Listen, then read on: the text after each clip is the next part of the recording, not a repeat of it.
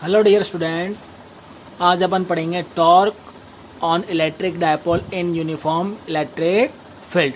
Uniform electric field means where the value of electric field intensity does not change and uniform electric field को अपन represent करते हैं parallel line से।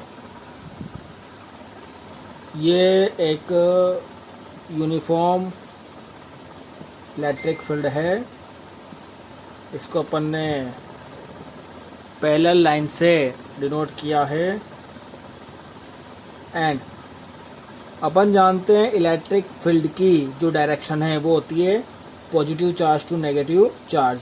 तो इधर पॉजिटिव चार्ज होगा, इधर नेगेटिव चार्ज होगा। ये पॉजिटिव और नेगेटिव की वजह से ही इलेक्ट्रिक फील्ड लाइंस की जो डायरेक्शन है वो ही पॉजिटिव टू नेगेटिव। अब इसमें एक इलेक्ट्रिक डायपोल प्लेस्ड है। सपोज करो इलेक्ट्रिक डायपोल,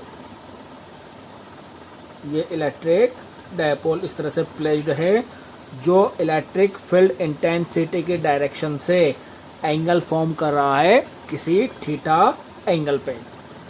ये सपोज करो ये अपने पास नेगेटिव चार्ज और यहाँ पे आ गया अपने पास ये पॉजिटिव चार्ज। इस पॉइंट को मान लो A, इस पॉइंट को कंसीडर करो B पॉइंट।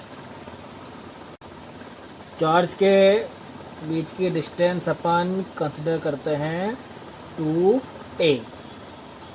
इन दोनों के बीच की डिस्टेंस होगी 2a।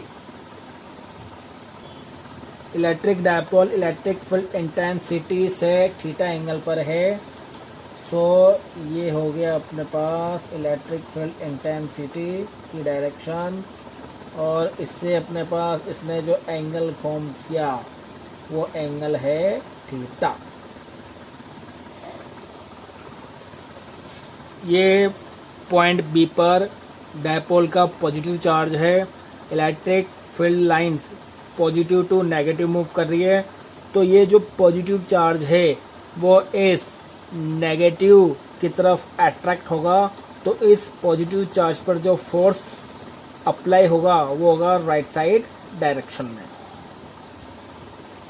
एंड ये पॉइंट ए पर जो नेगेटिव चार्ज है वो नेगेटिव चार्ज ये पॉजिटिव है, इस पॉजिटिव की तरफ अट्रैक्ट होगा और जो इसकी डायरेक्शन होगी वो होगी एफ इस साइड। ये पॉजिटिव यूनिफॉर्म इलेक्ट्रिक फील्ड है, तो ये पॉजिटिव चार्ज सब यूनिफॉर्म है। ऐसे ही ये नेगेटिव चार्ज यूनिफॉर्म है। इस फोर्स की जो वैल्यू है वो फोर्स की वैल्यू हो जाएगी QE।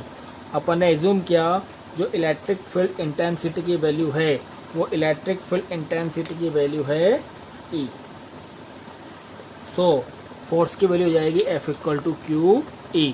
क्योंकि E क्या होता है electric field intensity F upon Q, per unit charge पे जो फोर्स लगे तो यहाँ से फोर्स हो गया QE। ऐसे ही यहाँ पर अगर अपन बात करें फोर्स की डायरेक्शन, जो ये फोर्स की वैल्यू यहाँ पर भी क्या हो जाएगी F इक्वल टू QE। ये नेगेटिव है बट अपन ने डायरेक्शन इधर ले ली, तो अपन यहाँ पे फोर्स के मैग्नीट्यूड की बात कर रहे हैं। अब यहाँ पे ध्यान देना, सपोज करो ये जो डायपोल है AB, ये AB है। यहाँ पर टू फोर्स अप्लाई हो रहे हैं। F फोर्स ये राइट साइड डायरेक्शन में एंड इधर है फोर्स नेगेटिव चार्ज पर लेफ्ट साइड डायरेक्शन में। अब दोनों फोर्स की डायरेक्शन अपोजिट है एंड मैग्नीट्यूड इक्वल है, बट ये एक दूसरे को कैंसिल नहीं करेंगे क्योंकि दोनों का लाइन ऑफ एक्शन सेम नहीं है। तो इस तरह से जब ये फोर्स राइट साइड जाएगा, ये फोर्स लेफ्ट साइड जाएगा, जब ये मूवमेंट करेंगे सेम मैग्नीट्यूड से, तो फोर्स की वैल्यू होने पे अपने पास इस तरह से मूव हो जाएगा। ये भी ऐसे है, बट फोर्स लगाने पर जैसे फोर्स लगेगा ये राइट डायरेक्शन में एंड लेफ्ट डायरेक्शन में, तो ये अपने पास इस तरह से मूव करेगा। तो ये जो फोर्स का पेयर है, a pair of force apply कर रहा है जिससे ये रोटेशनल मोशन हो रहा है। तो रोटेशनल मोशन की वजह से इस पर एक टॉर्क एक्ट करता है, उस टॉर्क की वजह से ही ये अपने पास रोटेट कर रहा है। इस टॉर्क की वैल्यू को अपन को कैलकुलेट करनी है और अपन जानते हैं जो टॉर्क का फॉर्मूला होता है वो होता है फोर्स एंड परपेंडिकुलर डिस्टेंस का प्रोडक्ट मल्टीप्लिकेशन। अब यहाँ पर फोर्स की डायरेक्शन अपने पास ये फोर्स की डायरेक्शन है राइट साइड, इधर लेफ्ट साइड है, तो इनका परपेंडिकुलर डिस्टेंस अपन कैलकुलेट कर सकते हैं। परपेंडिकुलर डिस्टेंस फोर्स अप्लाई हो रहा है उसके लाइन ऑफ एक्शन। अब फोर्स राइट साइड में है, अगर अपन परपेंडिकुलर डिस्टेंस देखें इस फोर्स के तो परपेंडिकुलर डिस्टेंस हो जाएगी अपने पास ये, इसको सपोज कर लो पॉइंट सी। ऐसे ही इस फोर्स की बात करें तो इसमें भी परपेंडिकुलर डिस्टेंस यही रहेगी। सेम यही कैलकुलेशन अपन यहाँ से परपेंडिकुलर डिस्टेंस ड्रॉ करके भी कर सकते हैं। तो फोर्स तो हो गया F, magnitude of force, and perpendicular distance होगी BC। सो टॉर्क को अपन डिनोट करते हैं टो से, force F into perpendicular distance BC। इस BC की वैल्यू कैलकुलेट करनी है अपन को। इस BC की वैल्यू अपन कैसे कैलकुलेट करेंगे? BC की वैल्यू अपन ट्राइंगल ABC से BC की वैल्यू कैलकुलेट करनी है। 2A की वैल्यू अपन को पता है, तो हो जाएगा sine theta perpendicular upon hypotenuse BC upon AB। यहाँ से BC आ गया AB साइन थीटा, और BC AB की वैल्यू 2A साइन थीटा। इस BC की वैल्यू अपन यहाँ पुट कर देंगे तो टो इक्वल टू हो गया F into 2A sine theta.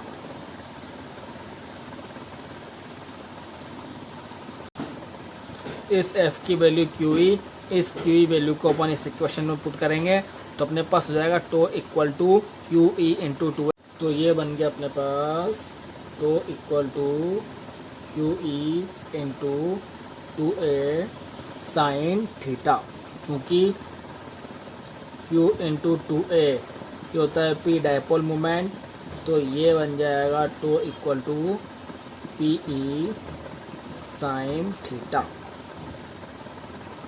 और अगर वेक्टर फॉर्म में लिखें इसको तो वेक्टर फॉर्म में क्या हो जाएगा?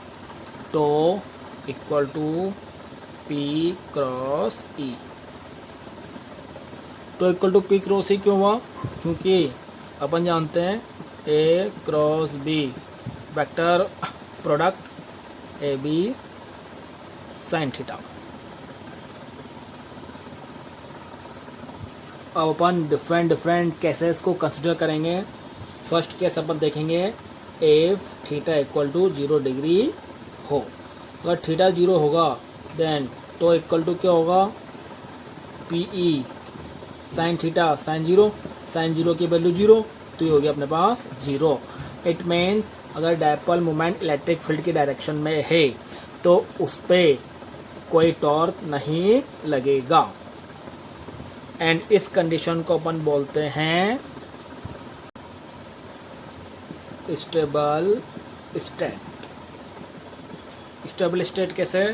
सपोज करो अपने पास ये डायपोल है, जो डायरेक्शन बना रहा है थीटा, बट अगर ये डायपोल ऐसा ना होकर इलेक्ट्रिक फील्ड की ही डायरेक्शन में है, देन इधर पॉजिटिव चार्ज इधर नेगेटिव चार्ज, जब इस पर फोर्स लगेगा तो फोर्स देखो अपन इसको आउटसाइड में फोर्स लगा रहे हैं, ये जो कैप है इस डायरेक्शन में, ये जब ये मूवमेंट करेगा तो इधर ये अपने पास इक्वल मैग्नीट्यूड है, सेम लाइन ऑफ एक्शन में है, तो एक दूसरे के इफेक्ट को कैंसिल करेंगे और मूवमेंट नहीं होगा।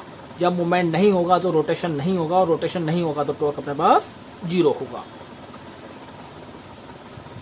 सिमिलरली सेकेंड कंडीशन, थीटा अगर 90 डिग्री है तो टो इक्वल टू हो जाएगा 90, साइन 90 की वैल्यू 1, तो हो जाएगा PE।